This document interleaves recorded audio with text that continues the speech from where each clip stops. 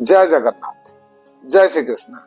कहार रूप किंबा पोशाक देखी आपण केबे भी बुझी परिबेनी से भल ना खराब किंबा जे पर्यंत तार उद्देश्य न जानिछंती आपण केबे भी कहि परिबेनी से केते भल बा केते खराब।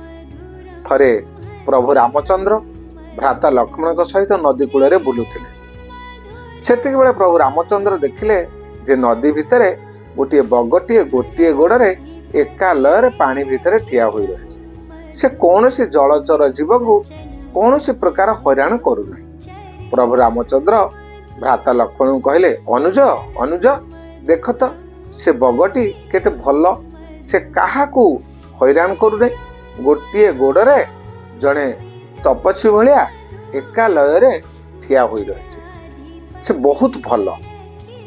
भ्राता अनुज कहले महाप्रभु मु पुणी कौन आपण को बुझाइबी देखंतु आपण याकू जो भाबु नाहंती कि ये एते सरल बोली सेमिति जम्मा नुहे। से केवल धीरे स्थिर भाव में एक लय रे ठिया होई रही जलचर जीव मानकर अपेक्षा जेते बेले से बाट देई गोटे मत्स्य जीव से निश्चित भाव में ताकू खाद्य भाव में ग्रहण करिवो। ठीक सेतिक बेलकू से बाट देई गोटे मत्स्य गला एवं बगटी सांगे सांगे ताकू धरी से जगारू उड़ी गला। प्रभु रामचंद्र आश्चर्य हो गले कहले सतेरे अनुज तमर ये जीव मान प्रति थिबा धारणा पूरा संपूर्ण भाव ठीक हो जाए किभली भाव में कौ जीव कौन ता तो तुम्हें जानी सारिच मु आज धोखा खाई गली।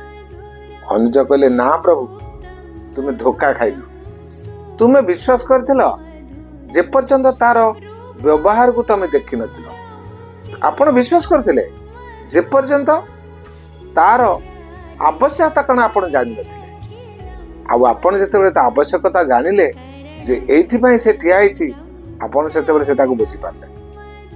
तेणु जे पर्यंत जहार आवश्यकता आपण जानि नहांती से पर्यंत आपण केबे ताको चिन्हि पारिबेनी से भल ना खराब। जय जगन्नाथ जय श्री कृष्ण।